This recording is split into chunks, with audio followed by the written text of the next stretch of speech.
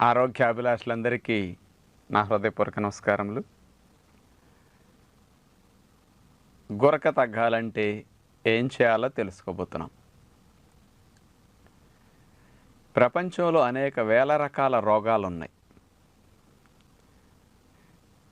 రోగం ఎవరికన్నా వస్తే బాధ వాళ్ళకే వస్తుంది. కానీ రోగం ఒకళ్ళకి వస్తే బాధ పక్కోళ్ళకి వచ్చే రోగం ఒకటి ఉంది. అది మీకు తెలుసా? రోగం ఒకరికి, బాధ పక్కోళ్ళకి. అదే గురక రోగము.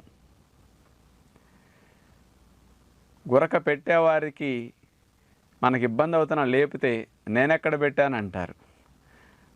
వాళ్ళకి మెలకువగా ఉన్నప్పుడు వాళ్ళకి గురక రాదు. నిద్ర పట్టిన క్షణం నుంచి గురక వస్తుంది. అందుకని ఇంట్లో పెద్దగా గురక పెట్టే వారు ఉంటే పిల్లలకి, అటు భార్యకి లేకపోతే అటు భర్తకి చాలా ఇబ్బందికరంగా ఉంటుంది. చెప్పుకోలేనంత ఇబ్బందికరమైన సమస్య. ఒక్కొక్క వాయిద్యానికి వచ్చిన సౌండ్ మరొక వాయిద్యానికి రానట్లు,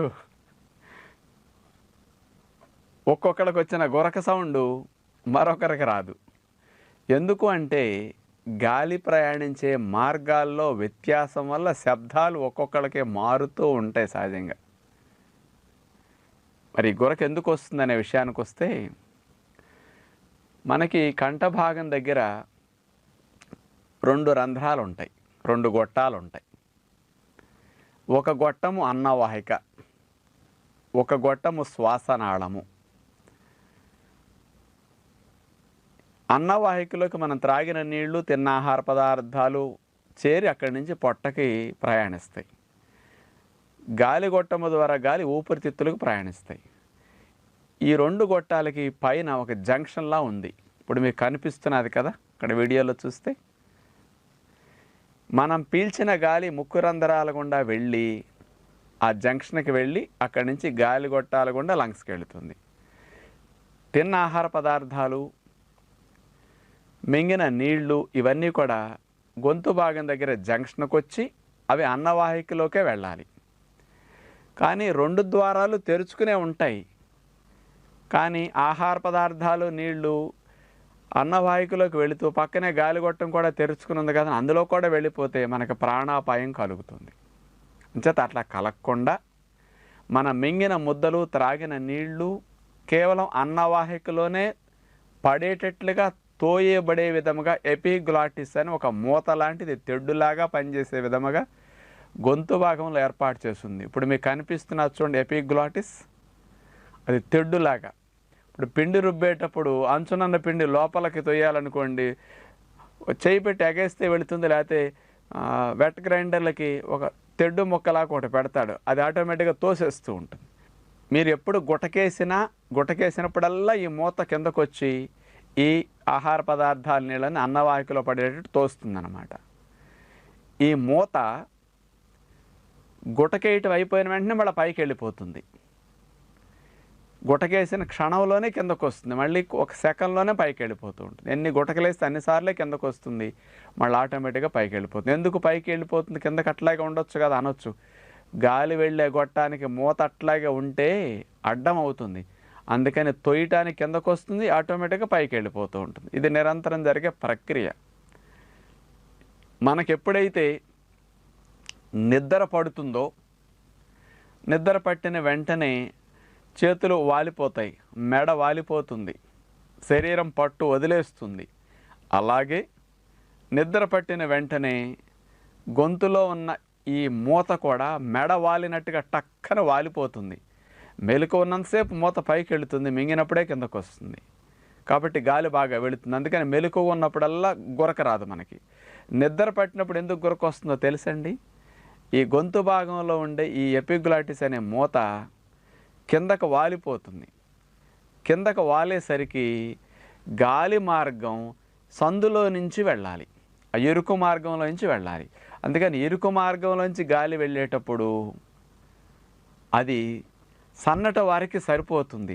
మరి శరీరం లావుగా ఉన్నవారికి, బొజ్జ ఎక్కువ ఉన్నవారికి గాలి ఎక్కువ కావాలి. మరింత ఎక్కువ గాలి తీసుకునేటప్పుడు ఆ సన్నటి మార్గంలో వెళ్ళటంలో శబ్దం విడుదలవుతూ ఉంటుందన్నమాట. ఇప్పుడు చూడండి, ప్రెషర్ కుక్కర్లో ప్రెషర్ వస్తుంది. విజిల్ పెట్టకముందు ప్రెషర్ బయటికి వెళ్ళేటప్పుడు శబ్దం ఎక్కువ ఉండదు. విజిల్ పెట్టినప్పుడు ఆ ప్రెషర్ సన్నటి రంధ్రం గుండా బయటకు వచ్చేసరికి పెద్ద శబ్దంతో విజిల్ వచ్చేస్తుంది. చూడండి, ఎక్కువ గాలి సన్నటి హోల్ గుండా వెళ్ళేటప్పుడు శబ్దం ఎక్కువ విడుదలవుతుంది. అలాగే నిద్ర పట్టినప్పుడు ఈ గొంతు భాగంలో ఉండే మూత కిందకు వాలిపోయినందువల్ల ఆ సందులో నుంచి గాలి వెళ్ళటం జరగాలి. లావున్న వారికి ఎక్కువ గాలి కావాలి. ఎక్కువ గాలి సన్నటి రంధ్రం గుండా వెళ్ళేసరికి వెంటనే శబ్దం విడుదలవుతూ ఉంటుందన్నమాట. పైగా లావున్న వారికి ఈ భాగం కూడా కొవ్వు పట్టేస్తుంది మళ్ళా. అంచేత గాలి చాలక ఇరుకు మార్గంలో వెళ్ళేసరికి శబ్దం వస్తూ ఉంటుందన్నమాట. మరి గురక తగ్గాలంటే ఏం చేయాలి? బొజ్జున్న వారికి, బరువు ఉన్న వారికి ఎక్కువ గురక వస్తుంది కాబట్టి బరువు బొజ్జుని తగ్గించుకునే ప్రయత్నం చేయాలి. దీనికి ఏమేమి నియమాలు ఆచరిస్తే గురక తగ్గుతుంది? మామూలుగా మనకి ఈ గురక తగ్గాలంటే ఫస్ట్ మీరు సాయంకాల పూట ఆహారాన్ని 5-6 గంటలకల్లా తినేసే ప్రయత్నం చేయండి. దీనివల్ల గురక బాగా తగ్గుతుంది. ఎందుకంటారా? 6 గంటలకు మనం ఆహారం కేవలం ఫ్రూట్స్ లాంటివి తినేస్తే మనము తిన్న పండ్ల ద్వారా తక్కువ శక్తి వస్తుంది. ఈ శక్తి పడుకునేలోపు ఖర్చు అయిపోతుంది. పడుకున్న దగ్గర నుంచి రేపు ఉదయం లేచేలోపు శరీరానికి కావలసిన శక్తి, మళ్ళీ టిఫిన్ తినే వరకు శరీరానికి కావాల్సిన శక్తి నిలవన్న కొవ్వు నుంచి కరుగుతూ ఉంటుంది. అందుకని బరువు తగ్గటానికి మంచిది. 6 గంటలకు పండ్లు తిన్నందువల్ల తేలిగ్గా అరిగిపోతాయి. 8:30 కల్లా పొట్ట ఖాళీ అయిపోతుంది. అందుకని పొట్ట సాగటం ఉండదు, లంగ్స్ మీద ప్రెషర్ పడటం ఉండదు. అందుకని తక్కువ గాలి మీకు నిద్దట్లో సరిపోతుంది. పొట్టలో ఆహారం ఉన్నప్పుడు ఎక్కువ ప్రాణవాయువు కావాలి. మీరు 10 గంటలకు 11 గంటలకు పొట్ట నిండా తిని పడుకున్నారనుకోండి, మీరు తిన్న ఆహారాన్ని అరిగించడానికి ఆహారం ఉన్నప్పుడు 35% ప్రాణవాయువు ఆహారం కోసం ఎక్కువ తీసుకోవాలి. అందుకని తిన్నప్పుడు ఈ బొజ్జు బరువు వెళ్ళి లంగ్స్ మీద పడి లంగ్స్ నొక్కేస్తుంది మళ్ళా. అందుకని పడుకునేసరికి పొట్ట ఖాళీ అవ్వాలి. ఇదొక మెకానిజం. మనకి ఈ ఆహారం అనేది ఫ్రూట్స్ తీసుకోవటం వల్ల తేలిగ్గా డైజెషన్ అయిపోతాయి, క్యాలరీస్ తక్కువ ఉంటాయి. అందుకని చాలా సింపుల్ సొల్యూషన్ అనమాట. అందుకని ఎర్లీ డిన్నర్ ఓన్లీ ఫ్రూట్స్ తినండి. మీ పొట్ట ఖాళీ అయిపోయి లంగ్స్ నిండుగా గాలి పెడుతుంది. డైజెషన్ వర్క్ లేదు కాబట్టి నైట్ టైం మీరు పడుకున్న దగ్గర నుంచి ఆ ఇరుకు మార్గంలో వెళ్ళే తక్కువ గాలే మీ శరీరానికి సరిపోతుంది. కాబట్టి అసలు మీకు గురక 10-15 రోజులు 20 రోజులు గడిచే కొద్దీ తగ్గిపోతూ వస్తుంది. ఒక నెల గడిచేసరికి 50% గురక తగ్గుతుంది. అందుకని early dinner only fruits best solution. ఇంకెవరికైనా పళ్ళు కుదరదు అనుకుంటే తేలిగ్గా అరిగే ఆహారం, పుల్కా కూరలు లాంటివి సాయంకాలం 6 గంటలకల్లా ముగించేసేయండి. రాత్రి 9 గంటలకల్లా అరిగేటట్టు చూడండి. మీరు పడుకునేసరికి పొట్ట ఖాళీ అయిందా, చక్కగా గురక తగ్గటానికి అవకాశం ఉంది. ఎర్లీ డిన్నర్ వల్ల బరువు తగ్గుతుంది, బొజ్జ తగ్గుతుంది, గురక తగ్గుతుంది, గాఢ నిద్ర పడుతుంది. ఇన్ని లాభాలు ఉంటాయి అన్నమాట. అందుకని గురక తగ్గాలంటే ఫస్ట్ నియమంగా 6-5 ఆహారం తినే ప్రయత్నం చేయండి. నైట్ ఆహారం జోలికి అస్సలు వెళ్ళకండి. రెండవ నియమం, గురక తగ్గాలంటే ప్రతిరోజు ఒక పావు గంటన్నా మీరు ప్రాణాయామం చేయండి. ప్రాణాయామం చేయటం ద్వారా ఈ భాగాల్లో పేర్కొన్న కొవ్వు కూడా కొంత కరుగుతుంది. ప్రాణాయామం చేయటం ద్వారా లంగ్ కెపాసిటీ పెరుగుతుంది. ఇరుకు మార్గంలో వెళ్ళే గాలి కూడా దీర్ఘంగా సరిపడా ఈజీగా వెళుతుంది అన్నమాట. అంచేత ఈ శ్వాస మార్గాల్లో ఉన్న అవరోధాలు కూడా తొలగుతాయి ప్రాణాయామం చేస్తే. అందుకని చాలా మంచి సొల్యూషన్ అనమాట.